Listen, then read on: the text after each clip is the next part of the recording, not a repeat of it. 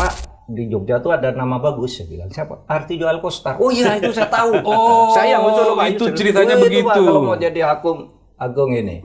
Nah, habis itu berproses muncul nama Pak Bagir, Pak Moladi, Pak Artijo. Nggak tahu lah siapa lagi, banyak pokoknya. Pak Yusril. Oke. Ya, itu pertama kali saya kenal Pak Yusril. Sekarang pun ada 57 negara Islam, kan beda-beda. Semuanya Islam, tapi beda cara menstrukturkan. Oleh sebab itu masuk ke substansinya. Negara itu fakta, alat untuk perjuangan, sehingga kata Imam Al-Ghazali itu kan ad-din was sultan tau aman. Agama, memperjuangkan agama, dan kekuasaan politik itu dua saudara kembar. Ya kan? Jadi masuk aja ke dunia politik, karena tidak mungkin kalau kita tidak berpolitik lalu bisa berdakwah, kan begitu. Bisa membangun kesejahteraan masyarakat, membangun kedamaian di dunia dan sebagainya. Kan harus lewat politik semuanya itu. Kenapa bisa jadi saling memuji, saling menghormati? Nah, betul. Ya.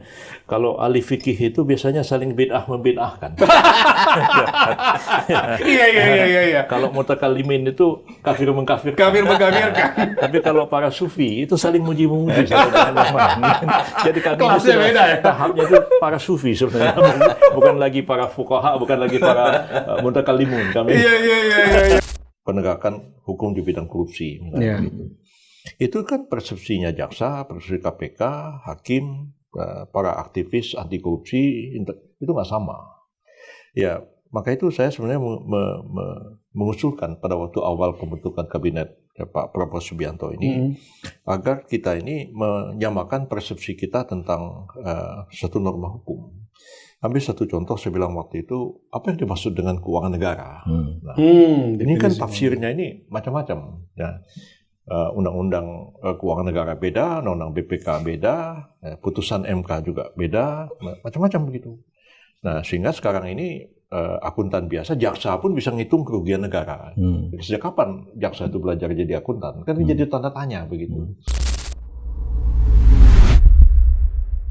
Teman-teman netizen, ini episode istimewa ya. Jadi salah satu saya kira yang Anda tunggu-tunggu, karena beberapa kali komunikasi waktunya masih belum sempat karena Pak Yusril sibuk, Pak Mahfud juga nggak ketemu. Kali ini kita rekaman di weekend. Ini weekend Pak Yusril yang harusnya dengan keluarga tapi datang ke studio kita. Saya mengatakan juga istimewa karena saya berhadapan dengan dua tokoh yang pernah menjadi profesor termuda pada eranya.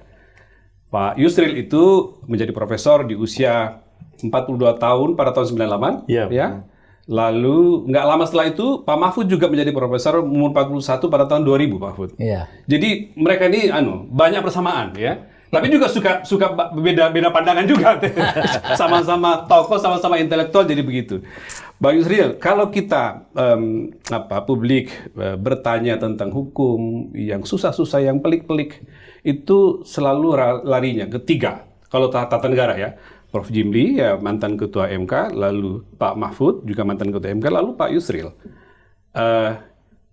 Dalam bayangan, dalam bacaan Pak Yusril sama Mahfud, itu kenapa selalu tiga tokoh ini yang jadi referensi?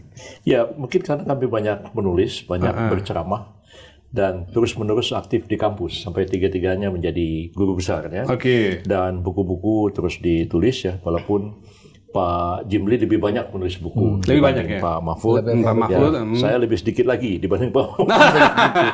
Lebih banyak menulis artikel, tapi tulisan-tulisan singkat itu mungkin akan mencerahkan masyarakat, menjawab persoalan-persoalan aktual di bidang hukum ketatanegaraan, dan mungkin benar apa yang dikatakan oleh Ketua MK kita, saya lupa namanya Pak Suhartoyo.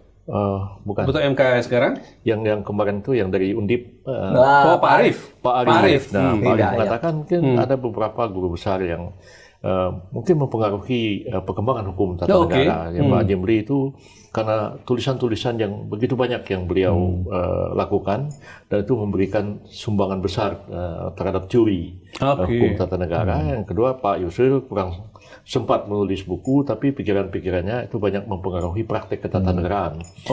Pak Mahfud malah dua-duanya mempengaruhi praktek, mempengaruhi teori. Iya. Dan Pak Mahfud berkenal dengan Pak Yusril kan ketika sama-sama aktif, menjadi penulis dan segala macam. Gimana Pak? Diceritakan. Kalau secara pribadi berkenalan ngobrol itu sebenarnya awal reformasi. Tapi sebelum itu Pak Yusril kan sudah menonjol duluan tuh. Sangat saya kagumi itu. kok orang bisa nulis di Kompas, di Tempo, di Gatra, semua ada Pak Yusril dan tulisannya enak. Sama Pak Mahfud masih di Jogja waktu itu ya? Ketika itu saya di Jogja, hebat ya Pak Yusril ini. Saya juga nulis-nulis, tapi nggak sebanyak Pak Yusril. Kalau Pak Yusril hampir tiap minggu tuh 2 lah. Gitu kalau ya? di Kompas, besok di Tempo, kok produktif sekali ini gitu. Nah, jadi saya sudah mulai kenal pikirannya, tapi saya kenal pribadi sesudah reformasi.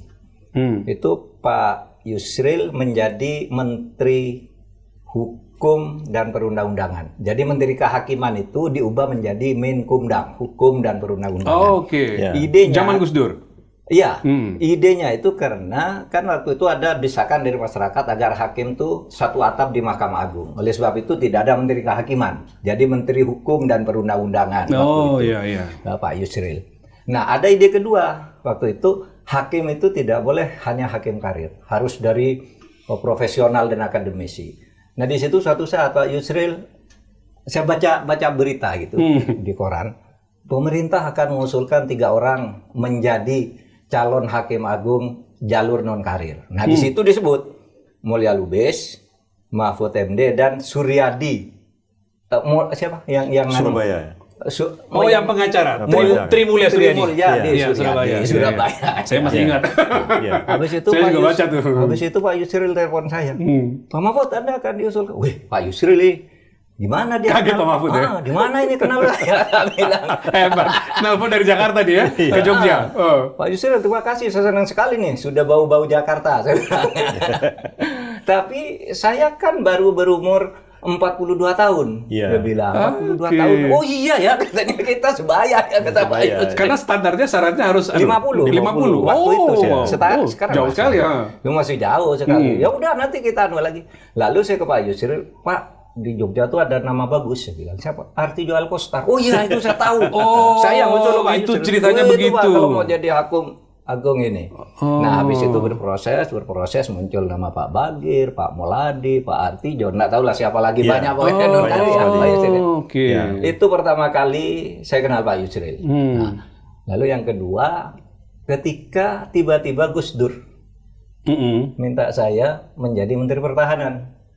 Itu tim pembentuk kabinetnya kan 3 tuh, Pak Yusril, Rias Rasyid, sama Erna Witular, gitu kan? Benar ya Pak Yusril ya? Masih ingat ya Pak? Tim penyusun reformasinya. Nanti saya ke Pak Yusril. Tapi saya tidak tahu nama-namanya. Seru ini. Nggak tahu nama-namanya. Sehingga ketika saya ditunjuk menjadi Menteri Pertahanan, Indonesia heboh. Heboh lah, ini siapa ini? Siapa ini? Terus saya dapat telepon dari Pak Yusril. Katanya Menteri Pertanahan. Menteri Pertahanan. Keliru katanya Gus Dur. Saya ditelepon lagi oleh Pak Yusril. Pak Mahfud, katanya, Anda ditunjuk Menteri Pertahanan, Anda mau enggak, katanya. Kata Pak Yusril. Iya, Pak Yusril. Anda mau enggak? Loh, saya ini sudah berbilang iya ke Gus Dur gitu. Ya udah ya, istiqomah ya. Kita ketemu di Jakarta, kata Pak Yusril. Oh ya? Wah, luar nah, biasa. Itu perkenalan dalam pembicaraan. Lalu sesudah itu ya seperti sekarang, hampir setiap saat. Wah, ini banyak cerita. Itu awal, menarik. Ya, memang orang silakan Pak Yusril. kenal ya. Tidak langsung bertemu. Tapi dari pemikiran ya, tulisan luar biasa. Dialog, lalu kemudian bertelepon, baru akhirnya ketemu. Dan saya juga waktu saya masuk ke Seknek sama Pak. Ketika saya dipanggil Pak Murdiono, ya orangnya kan agak nyeleneh. Bung Yusril, saya tuh nggak kenal sama saudara ini siapa. Ya, saya cuma kenal saudara dari tulisan-tulisannya saja, begitu ya. Itu pun Pak Mahfud juga begitu. Saya memang waktu itu betul yang kata Pak Mahfud. Nulis itu bisa 2-3 artikel setiap minggu. Ya, saya tulis ya. Karena 2 alasan. Pertama, saya banyak mikir. Kalau banyak mikir ini kalau tidak dikeluarkan lama-lama jadi gila gitu. Atau hilang malah ya. Itu yang pertama. Yang kedua, saya waktu itu butuh makan ya. Kita ini kan mahasiswa lontang lantung ya. Lantung ya, cari makan dari mana gitu ya. Jadi kalau nulis itu dikasih honor Rp5.000 zaman itu ya.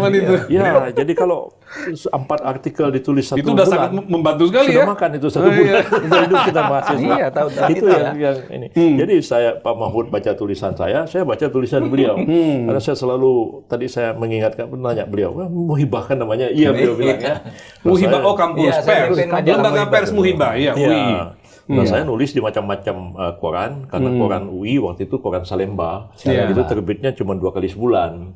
Jadi kan terbatas ruangannya. Jadi saya menulis di macam-macam, termasuk di majalahnya Buya Hamka, majalah Panji Masyarakat, majalah segala macam gitu. Suara Muhammadiyah ya. Suara Muhammadiyah. Jadi termasuk Majalah waktu itu Panji Mas ya, masih. Panji Mas. Ya. Nah, jadi tiap hari ya kerja saya nulis saja. Zaman itu kan masih pakai mesin ketik yang manual. Ya, itulah. Tapi Pak Yusril kenapa mengingat nama Pak Mahfud ketika membutuhkan Hakim Agung? Gimana ceritanya?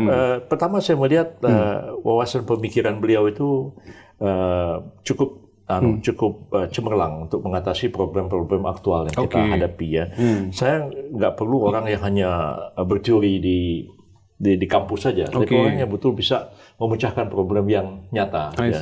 Dan itu biasanya hanya dimiliki oleh seorang aktivis. Ya. Aktivis itu ya mereka menulis, mereka juga terlibat dalam satu pergerakan politik gitu. Beda dengan murni intelektual, dia nulis saja, tapi dia ketika disuruh memimpin dia nggak bisa. Itu yang pertama. Yang kedua sebenarnya pikiran-pikiran beliau dengan saya itu nggak banyak beda. Ya, jadi tadi saya juga pikir-pikir di jalan semua baca tor yang dikirim Pak Mahfud ya. Mungkin ada yang menyiapkan itu. Saya bikin Pak. Ya. Kenapa bisa jadi saling memuji, saling menghormati? Nah, betul. Ya. Kalau ahli fikih itu biasanya saling bid'ah membid'ahkan. Iya. Kalau mutakallimin itu kafir mengkafirkan. Tapi kalau para sufi itu saling muji-memuji. Jadi kami kelasnya beda ya. Tahapnya itu para sufi sebenarnya. Bukan lagi para fuqaha, bukan lagi para mutakallimun kami. Iya. Oh itu ya. Saya yang bikin tahu kenapa saling memuji. Karena begini, jadi Pak Mahfud itu seingat saya dalam sebuah forum, kalau nggak salah di MK mengatakan Pak Yusril itu maha guru. Jadi maha guru tata negara, hukum tata negara.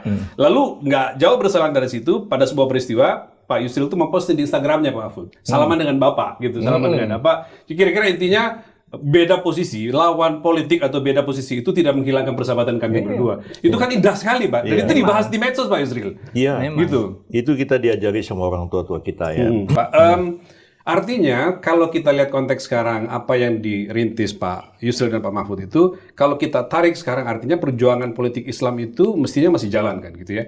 Nah, bagaimana kita melihat masih kontekstualkah kalau kita mengatakan dengan berbagai tantangan dan kondisi disrupsi dan segala macam, kita masih bicara perjuangan politik Islam.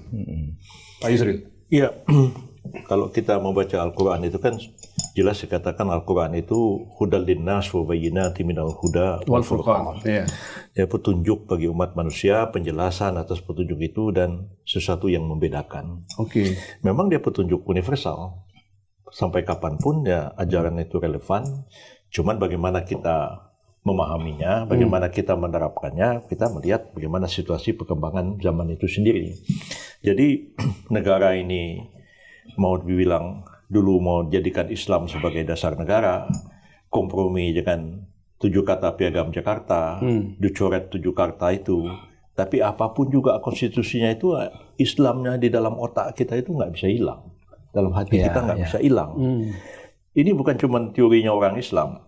Saya baca buku orang Kristen, Profesor Noto Hamijoyo, itu dekan Fakultas Hukum Satya Wacana, Salatiga. Judul bukunya itu Iman Kristen dan Politik. Jadi beliau sendiri bertanya, beliau yang jawab. Ya, beliau tanya, mungkinkah iman Kristen itu dipisahkan dari politik? Nah, beliau sendiri jawab satu buku. Ya, intinya mengatakan, ya kalau dalam Katolik dia bilang itu ada hierarki gereja dari paus sampai kepala paroki yang ada di kampung. Itu hierarki begitu. Nah, itu bisa dipisahkan dari negara. Struktur organisasi gereja bisa dipisahkan dengan struktur negara. Tapi iman Kristen bisa nggak dipisahkan dari negara? Dia bilang tidak. Iman Kristen itu ada di dalam hati dan ada di dalam otaknya orang Kristen. Orang Kristennya itu ngurus negara. Nah, orang Kristennya itu berpolitik. Jadi tidak mungkin iman Kristen itu dipisahkan dari politik. Nah, kalau orang Kristen sendiri berpikir begitu, mengapa kita umat Islam berpikir aneh? Begitu ya. Apalagi Islam nggak ada hierarki gereja begitu. Ya, nggak ada kecuali Syiah barangkali. Kita-kitanya nggak ada. Nggak ada hierarki seperti itu. Kiai itu ya kalau orang sekampung menganggap beliau kiai, ya kiai lah dia. Kan kalau Katolik kan mesti ditasbihkan, mesti diangkat dulu, dipensiunkan. Pensiunkan. Kiai kan nggak ada yang angkat, nggak ada yang pensiunkan. Kalau selama masyarakat menganggap beliau itu kiai, ya kiai lah. Itu kan penghormatan, penghargaan dari masyarakat aja. Jadi saya pikir kami ini zaman sudah beda. Ya, itu penting Pak. Ya, Sudah kalau beda. dulu tahun 40-an Pak Nasir dengan Bung Karno polemik tentang agama dan negara. Nah, ini menarik kan? ya. Debat panjang. Debat begitu. Nah, lalu kemudian Bung Karno jadi anggota BPUPKI, ya, Pak Nasir tidak terekrut anggota BPUPKI. Padahal yang paling banyak debat tuh Nasir. Nasir, ya. Waktu itu saya tanya, kenapa Nasir nggak terlibat? Dia bilang, saya waktu itu dianggap masih muda, masih anak muda. Jadi yang hadir itu Haji Agus Salim, Sukiman, Wiryo Sanjoyo, ya Kiai Mashkur dan lain-lain. Saya bilang ada Kiai Wahid Hashim. Dia bilang Kiai Wahid itu sebenarnya bukan beliau yang jadi itu ayahnya. Pak Hashim Asy'arinya. Cuman karena sudah uzur, ya, Pak Wahid dengan Pak Nasir itu seumuran, begitu ya. Nah jadi, tapi waktu konstituante Nasir jadi anggota konstituante, Bung Karno tidak anggota konstituante. Ya. Nah, jadi di situ kita lihat bagaimana Nasir itu menguraikan tentang konsep Islam sebagai dasar negara itu di konstituante. Tapi Nasir sudah debat tahun 40. Sayang dia tidak bisa debat dengan Bung Karno tahun 45 waktu di BPUPKI. Tapi saya orang yang mempelajari Nasir itu kelihatannya ada semacam transformasi pemikirannya. Dulu dia sangat keras mengatakan bahwa negara itu perlu dan negara itu perlu ada untuk menjalankan suruhan-suruhan syariah. Ya, dia itu tidak mengikuti pandangannya al-ahkamu sultaniyahnya Al-Mawardi, tapi mengutip Ibnu Taimiyah mengatakan negara itu sesuatu yang perlu, ya tidak diwajibkan oleh syariah, tapi berdasarkan pemikiran bahwa ya kayak kaidah fikih itu malayatimul wajib illa bihi fahuwa wajib. Jadi karena dia harus dikerjakan dan perlu alat, maka alat itu wajib juga. Karena saya pikirnya seperti itu. Karena itu dia fleksibel bicara negara. Maka terus diperjuangkan. Karena itu waktu 7 kata Piagam Jakarta dicoret, beliau mengatakan proklamasi 17 Agustus kita terima ya dengan takbir Allahu Akbar. Besoknya 18 Agustus dicoret 7 kata Piagam Jakarta, kita terima dengan istighfar. Itu mana sih? Begitu ya. Karena beban sejarah. Iya. Maka diperjuangkan kembali di konstituante. Nah, tapi kan konstituantenya dibilang gagal. Walau sih saya bilang tanda kutip lah gagal itu. Digagalkan lah karena mau menerapkan demokrasi terpimpin kan begitu. Digagalkan ya. Jadi tapi waktu Pak Nasir sudah keluar dari tahanan tahun 67 ya, dia menulis lagi banyak sekali tulisannya dan tulisnya berbeda Pak Mahfud dengan sebelumnya. Jadi katanya kalau dulu kita memperjuangkan struktur negara, Islamisasi dari atas. Negara Islam, Islamisasi dari atas ke bawah. Tapi sekarang kita berpikir sebaliknya. Banyak Pak Nasir nggak mau jadi ketua masyumi. Ditunjuk Muhammad Rum kan pada waktu itu. Dia mendirikan Dewan Dakwah. DDI ya? Dewan Dakwah Islam Indonesia. Nah, dia mensponsori kampus-kampus ya. Di mana-mana itu. Bikin masjid Salman, termasuk di UGM. IPB, dia mulai penetrasi ke kampus, melahirkan kaum intelektual baru. Jadi dia bilang, yang perlu kita Islamkan sekarang ini bukan negaranya. Sebab Pancasila itu tidak ada pertentangannya dengan Islam. Pancasila itu baru bertentangan dengan Islam kalau ditafsirkan begitu rupa yang membuat dia jadi bertentangan. Negara sudah oke. Manusianya yang kita perlu bina. Kalau manusianya sudah committed ke Islam, negaranya jadi Islam dengan sendiri. Nah, saya kira Pak Mahfud juga Pak. Iya. Sama. Pak Mahfud, beliau ini kan disebut sebagai Nasir muda dulu. Iya, Nasir muda. Pak Mahfud, bagaimana melihat tadi pemikiran yang muncul seperti yang disampaikan Pak Yusril tadi dalam konteks bagaimana Islam ketemu meskipun strateginya berbeda ketika memilih partai, memilih ide-ide perjuangan, tetapi tetap sama aja bahwa Islam itu tidak harus dalam bentuk struktur formal dan sebagainya. Karena Nabi juga dulu kan dia membentuk negara tidak jemput negara Islam. Sesudah Nabi pun negaranya berbeda-beda strukturnya sampai sekarang. Sekarang pun ada 57 negara Islam kan beda-beda. Semuanya Islam, tapi beda cara menstrukturkan. Oleh sebab itu masuk ke substansinya. Negara itu fakta, alat untuk perjuangan, sehingga kata Imam Al-Ghazali itu kan ad-din was sultan tau aman. Agama, merjuangkan agama, dan kekuasaan politik itu dua saudara kembar. Ya kan? Jadi masuk aja ke dunia politik karena tidak mungkin kalau kita tidak berpolitik lalu bisa berdakwah, kan begitu. Bisa membangun kesejahteraan masyarakat, membangun kedamaian di dunia dan sebagainya. Kan harus lewat politik semuanya itu. Nah, itulah sebabnya lalu ya Islam masuk aja, dan ide-ide seperti Pak Yusril itu berkembang pesat kan sejak pulangnya Nurholis Majid, Gus Dur, Amin Rais, lalu Pak Yusril, semua tuh waktu itu tahun-tahun itu kan bicara itu semua tentang Islam dan kebangsaan. Menjadi tidak ada lagi dikotomis dan konfrontatif. Ya paling dalam taktis karena rebutan kursi apa gitu antara orang nasionalis dan ini di pemilu bisa saja berdebat, tapi tidak lagi ideologis sebenarnya. bukan Semuanya sama. perdebatan ideologi lagi ya. Semuanya NKRI. Dan itu yang saya kagumi juga dari Pak Yusril ini, cara menafsirkan itu. Misalnya begini ya, Pak Yusril itu mengatakan sejumput kekuasaan itu lebih berharga dari segudang kepintaran. Selalu itu quotation-nya Pak Yusril. Sepintar apapun kalau tidak ambil bagian di politik untuk ikut berkuasa mengatur, hilang ilmu tidak ada semua itu ya. Gitu. Sama ketika saya belajar politik hukum itu kan ada Kitschman namanya mengatakan sepinter apapun kamu hafal ribuan undang-undang di sebuah perpustakaan. Tapi begitu parlemen politik mengatakan ganti ini hukum, bubar semua itu. Satu perpustakaan ilmu hukum itu tidak ada artinya. Itu artinya bahwa ya politik ini tidak bisa dihindari. Oleh sebab itu orang mengatakan politik itu haram, politik jelek, tidak bisa. Itu tergantung orangnya juga, tergantung niat juga. Menarik lagi dulu Pak Yusril ini kan. Nggak ada banyak cerita di antara dua sahabat ini. Ini menarik. Pak Mahfud ingat masa-masa lalu ya, silakan Pak. Waktu Pak Harto berhenti itu, ya kan Pak Yusril itu yang salah seorang penting. Iya, tokoh di belakang speech dan segala macam ya. Itu iya sudah tahu. Tapi ada orang yang tidak mengingat lagi ketika Pak Yusril menyelesaikan seluruh polemik. Waktu Pak Harto jatuh tuh kan orang-orang PDIP marah. Itu nggak boleh berhenti begitu, harus dibawa ke MPR. Ya toh Pak Yusril ya. PDIP waktu itu. Iya, nggak boleh Habibie langsung presiden, harus lewat MPR. Masa menyatakan berhenti langsung diganti, nggak boleh. Ada Dimyati Hartono, semualah orang PDIP waktu itu. Suara nasionalis lah kira-kira gitu. Ya. Ribut sampai 2 bulan lebih ribut. Pak Harun nggak boleh. Habibie masih ditolak. Akhirnya Pak Yusril ya, iya mau di sidang MPR untuk apa, kata Pak Yusril. Ya diadili dia. Kalau misalnya terbukti Pak Harto bersalah, terus apa, kata Pak Yusril? Ya diberhentikan. Loh sekarang sudah berhenti, kata Pak Yusril. Logika itu ya. Wah, cerdas sekali. Iya. Selesai Pak polemik itu Pak. Sekarang sudah berhenti, kok mau diberhentikan lagi? Hukum pidananya ya biar jalan, itu ada hukum. Iya, saya ingat waktu gitu, itu Pak. Selesai waktu itu Pak ya. Saya waktu itu berdebat keras sekali dengan Pak Dimyati Hartono, Profesor Muiz, Profesor Gede Atmaja, Filipis Hajon, segala macam begitu ya. Akhirnya yang muncul Pak Ismail Suni. Ismail Suni muncul di TV, di guru saya kan. Dia marah-marah sama Dimyati Hartono.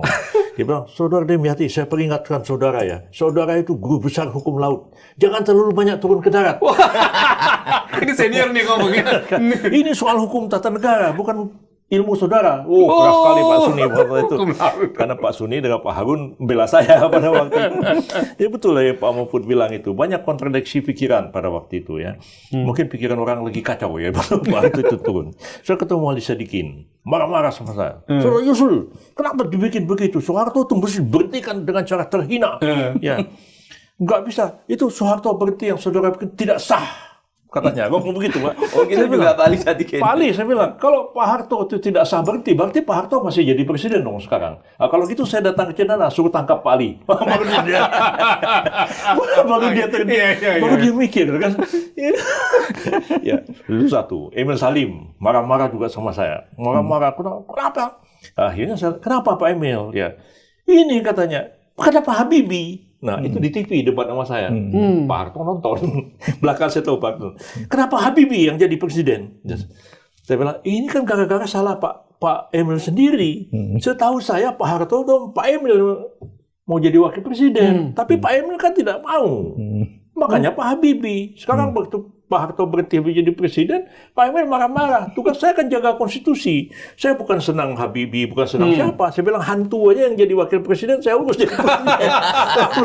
Coba waktu itu Pak Emil jadi wakil, Masuk. Pak Emil jadi presiden. Saya bilang, saya nggak peduli Habibie, saya jaga konstitusi. Saya bilang, nah, itu banyak orang tuh bingung waktu itu Pak Mahfud. Waktu itu ya. Iya. Iya. Saya udah lupa di TV. Jadi waktu Iya. di TV itu belakangan Pak Harto, ajudannya nelpon saya, si Pak siapa namanya itu, bilang, Pak Yusril, Pak Harto bilang tuh, hei itu Emil Salim tuh macam-macam tak dikerjain nama Yusril. Karena waktu itu kan kalau nggak salah nasionalis dan teknokrat itu tidak menginginkan Pak Habibie ya Pak ya. Iya. Kelompok Muslim yang justru kencang banget gitu ya. Iya. Iya. Ini menarik nih. Ini baru satu babak aja udah lama banget. Nanti kesulitan ngedit nih. Kita lanjut Pak Yusril. Kita sekarang dipersatukan Gus Dur. Nah, Pak tadi dengar ceritanya Pak Mahfud bagaimana awal mula berhubungan dan komunikasi dengan Pak Yusril di era Gus Dur. Jadi itu kita merasa sebagai sebuah lompatan penting karir dua tokoh ini ketika sama-sama menjadi menteri. Pak Yusril duluan dilantik oleh Pak Gus Dur, lalu Pak Mahfud belakangan masuk sebagai Menhan ya. Apa cerita di belakang itu, Pak Mahfud? Ya, sehingga Anda berdua dapat amanah, dapat kepercayaan dari Gus Dur sebagai orang muda ketika itu sudah menjadi menteri. Ya, mungkin lewat jalan yang berbeda kedekatan saya dengan Gus Dur dan Prof Yusril. Kalau saya tuh kenal Gus Dur, ya belum lama juga, tahun 83 itu sering saya undang ke kampus saja, kenalnya di situlah. Dia kenal saya, kemudian sesudah beliau jadi presiden ingat saya gitulah, lalu dijadikan menteri gitu. Tapi dia sudah tahu karena hubungan sejak tahun 83 itu kan saya ngundang dia sebagai tokoh NU kalau ke kampus. Saya bilang, Gus katanya, saya di Jogja nih lebih banyak Muhammadiyahnya, saya bilang. Iya. Masa NU nggak ada bicara di situ? Ayolah ke kampus saya. Nah, di situ sering datang gitu. Dan sesudah jadi menteri, sesudah jadi presiden ingat. Nah loh, kalau Pak Yusril mungkin hubungan aktivisme ya, kan sama-sama di Jakarta, banyak diskusi. Interaksinya lebih banyak. Kemudian di era reformasi, menjelang reformasi itu sering ketemu. Di situ lalu kemudian sama-sama ketemu di kabinet saya sama Pak Yusril di era Gus Dur. Meskipun Pak Yusril lebih kritis. Kan itu tadi kan beliau lebih masumi, lebih keras, lebih gitu. Kalau Gus Dur kurang berkenan di Pak Yusril dikritik aja meskipun sidang kabinet. Oh iya. Tiga di DPR dulu ya. Nah, kalau saya lebih tawadu, tapi tetap juga memberitahu Gus Dur, Gus ini salah loh, ini gini. Kalau Pak Yusril kan terbuka tuh kalau nggak bisa tuh. Iya. Nah, itu kalau saya bertemu di satu meja dengan Gus Dur dengan Pak Yusril di kabinet tuh jalannya agak beda. Pak Yusril lewat aktivisme politik, sosial kemasyarakatan di Jakarta, saya lewat kampus semula. Gitu aja. Pak Yusril waktu itu, any story behind waktu kenapa Anda jadi menteri oleh Gus Dur? Iya, saya kenal Pak Gus Dur itu kira-kira tahun 1977. Ya. Jadi waktu itu saya ketua Pusroh Islam di asrama Daksinapati UI. Jadi kami itu ada ceramah bulanan yang diundang tuh Pak Syafruddin Perwira Negara, Pak Jenderal Nasution. Nah lalu gimana sekali ini kita undang Gus Dur? Waktu itu beliau masih sehat, matanya masih melihat ya. Wah, hangat. Kan seenaknya kan ngomongnya, kita pun senang juga. Jadi ceramah Gus Dur pada waktu itu di asrama itu dan dia menyemangati kami lah untuk sejak itu sering saya berhubungan dengan beliau, diskusi-diskusi. Kadang-kadang ada Pak Nurholis Majid yang undang saya, kadang-kadang satu forum. Saya masih ada foto-fotonya, ada Pak Gus Dur, Pak M. Hainun Najib, ada Pak Nurholis Majid, ada saya. Kadang-kadang marah sama saya Gus Dur itu. Pernah satu hari itu marah betul lah sama saya, kayak begini. Jadi Gus Dur ini kan akrab sekali dengan pastor-pastor, dengan apa-apa gitu kan. Tapi suka ribut sama Muhammadiyah. Gus, Anda ini gimana? Saya bilang, kenapa? Maksud Anda ini kalau Al-Quran tuh bukannya asyiddah walal kufar ruhama ubainahum. Anda ini asyiddah walal mu'min ruhama walal kufar. Marah betul sama saya. Pak Yusril bilang gitu ke Gus Dur. Marah betul sama saya. Lama marah itu berbulan-bulan. Gitu ya. Iya. Berbulan-bulan gara-gara itu. Tapi setelah itu baik lagi. Dan sampai meninggal almarhum itu alhamdulillah ya, baik sekali ya. Dan nggak ada kurangnya lah pada kita tuh. Saling hormat menghormati ya. Saya pada waktu Pak Harto menjelang akhir itu juga kan diundang tokoh-tokoh kan, saya ajak Gus Dur juga, kayak Ali Yafi, semua diundang lah. Dari kiri kanan lah diundang semua. Iya, waktu itu ya tokoh-tokoh datang memberikan ini. Saya waktu itu kan duduk sebelah Pak Harto karena saya karena saya seknek waktu itu.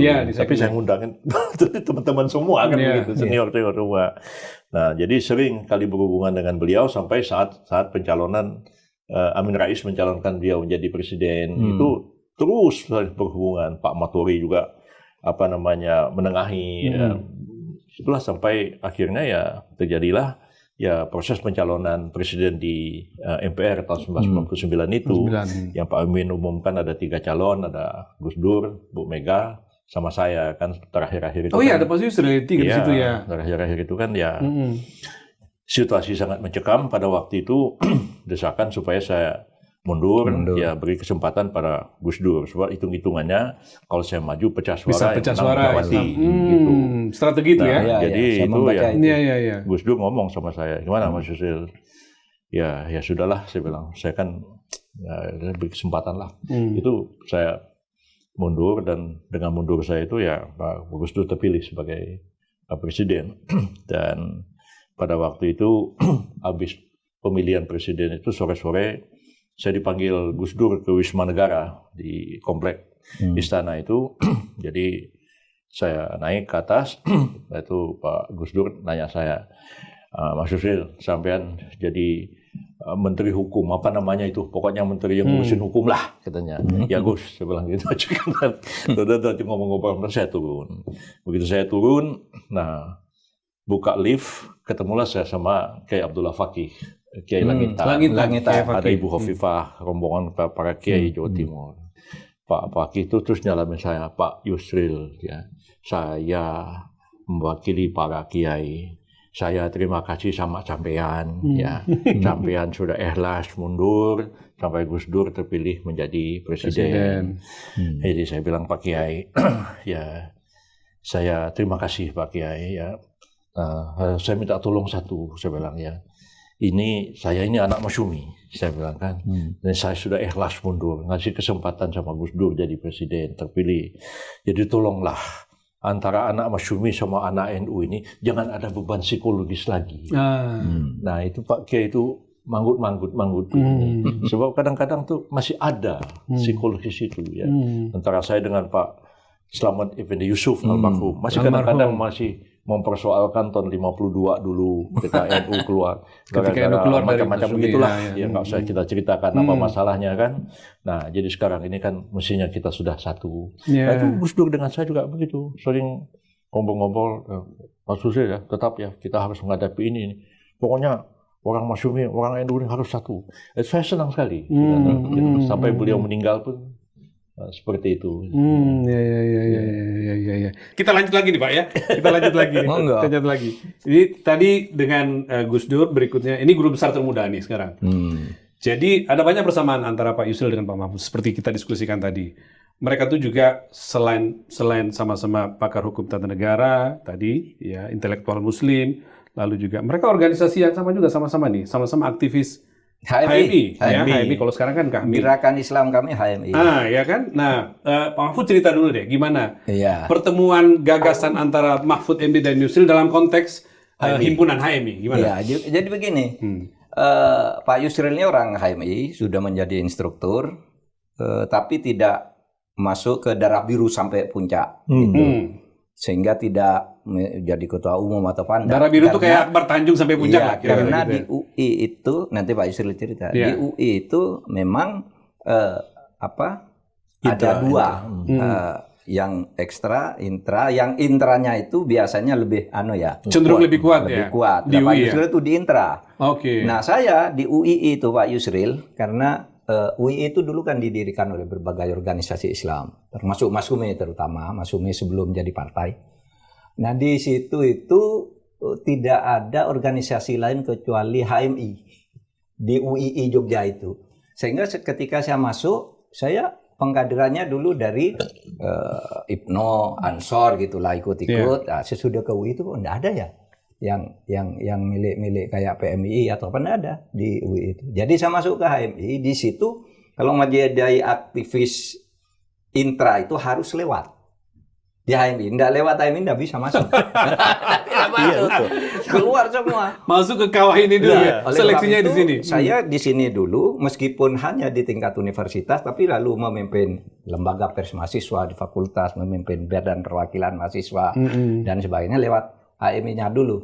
Saya baru bentuk PMII di UI itu tahun 94. Ya, saya baca. Ketika Bapak udah jadi pejabat rektor Saya sudah. jadi pejabat rektor, saya loh kok PMII nggak boleh hidup di sini. Saya buka yang pertama menjadi ketuanya itu Marwan Ja'far.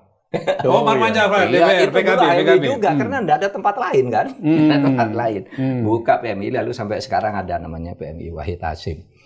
Nah, di situ jadi gerakan kami di situ bertemu sebenarnya dalam hal ini. Nah, kalau cerita jadi guru besar muda itu begini, sampai dengan tahun 96 97 itu orang mau menjadi guru besar tuh tua banget. Sudah umur 55, udah mau pensiun ya baru guru besar. Barang Guru kepikir besar. 60-70 itu udah baru guru besar. Padahal guru besar itu kan jabatan yang ditebus dengan prestasi. Menulis, mengajar, seminar internasional apa gitu. Lah gimana kalau orang bisa cepat gitu ya? Kok nggak bisa? Lalu saat itu ada peraturan pemerintah kebijakan.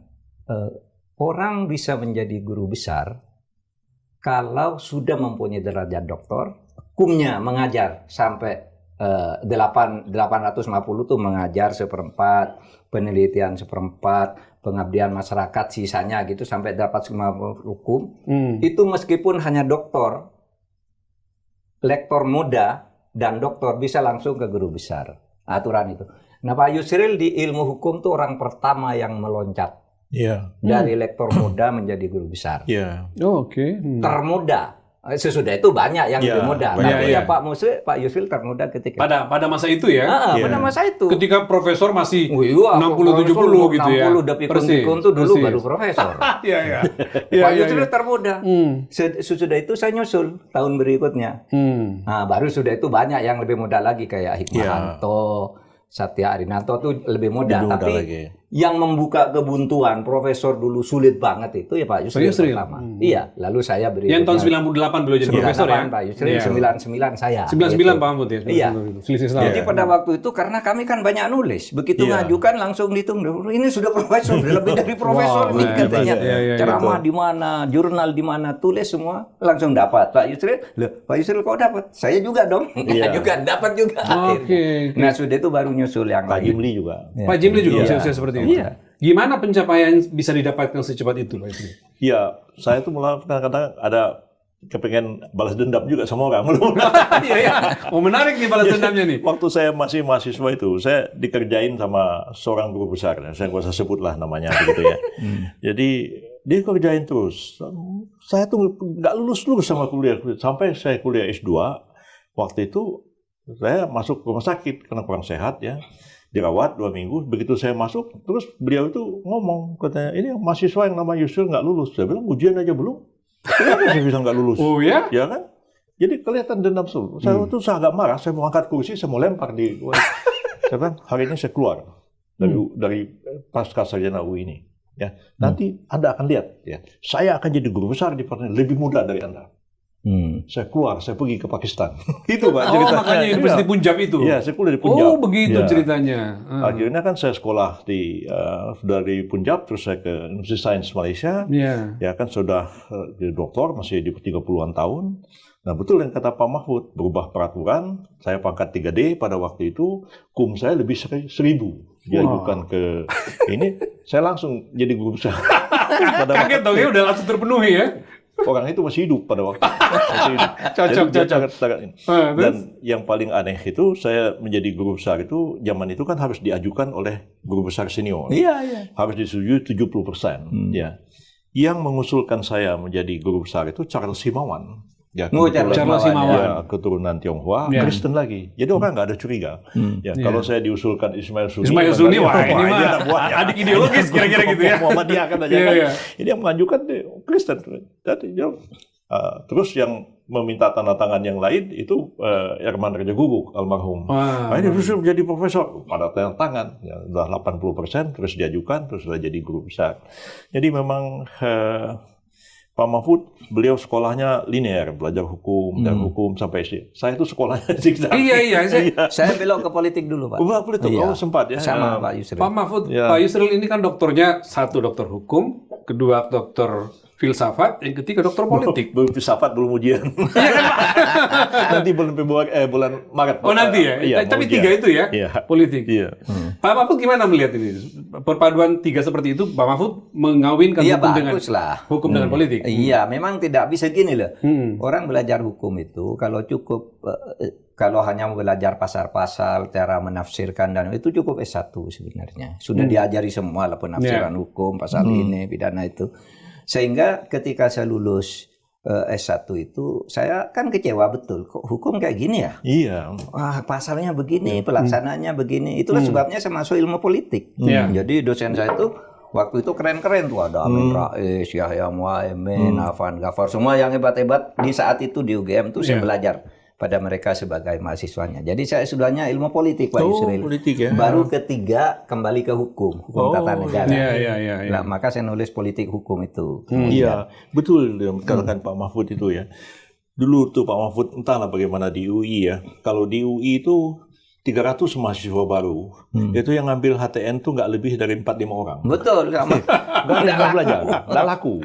Iya. Jadi saya itu kuliah yang jurusan itu nggak ada yang laku. Jadi fakultas hukum saya ambil tata negara, fakultas sastra saya ambil kuliah filsafat. Filsafat itu mahasiswanya cuma 8 orang. Apa namanya? HTN cuma 4 ambil jurusan. Jadi kenapa? Memang kami itu mewarisi tradisi dari Profesor Loheman, Pak, yang mengajar hukum tata negara di Fakultas Hukum UI itu. Waktu sudah merdeka, Profesor Loheman itu masih mengajar, Pak. Itu kan mbahnya hukum tata negara. Nah, sudah itu Profesor Joko Sutono, ya. Sudah itu Nasrun, Pak Suni. Nah, Pak Suni itu udah banyak politik pikirannya karena beliau aktivis. Iya. Harun Ar-Rasyid, ilmunya tuh negara tuh nggak bergerak. Nggak menarik katanya itu. Pak Mahfud negara nggak bergerak. Akhirnya saya kemudian belajar filsafat, kemudian agak kritis berpikir begitu. Saya ambil doktor ilmu politik. Ya. Begitu ngajar tata negara, saya analisis politiknya, bagaimana dinamikanya ini keluar tuh, bagaimana pertarungan politiknya kayak apa, begitu kan? Mahasiswa mulai tertarik. Akhirnya ramai kuliah HTN itu, Pak. Kuliah HTN itu sampai satu hari. Awal 98, belum Pak Harto masih presiden waktu itu. Saya pergi dari ke Buton, itu jam itu nggak ada pesawat ke Buton itu. Jadi naik kapal ke Makassar. Di kapal itu ketemu si Margarito. Margarito Kamis.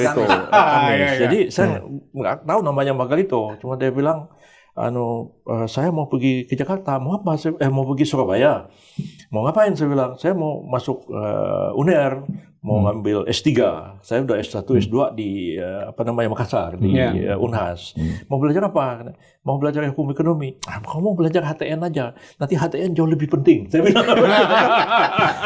Terbukti ke Jakarta kan, dia nggak jadi ke Surabaya. Iya. Secara rekomendasi dia masuk di. Akhirnya betul kan. Sejak itu banyak sekali yang belajar HTN Pak Mahfud. Sekarang disertasi HTN banyak jadi banyak. Iya, kan dipengaruhi oleh bapak-bapak semua. Tiba-tiba orang ngetop ngikutin semua. Anunya itu kuliahnya itu jadi berubah. Jadi dinamika politiknya kita abaikan. Kalau dulu tuh negara aja itu nggak bergerak. Iya.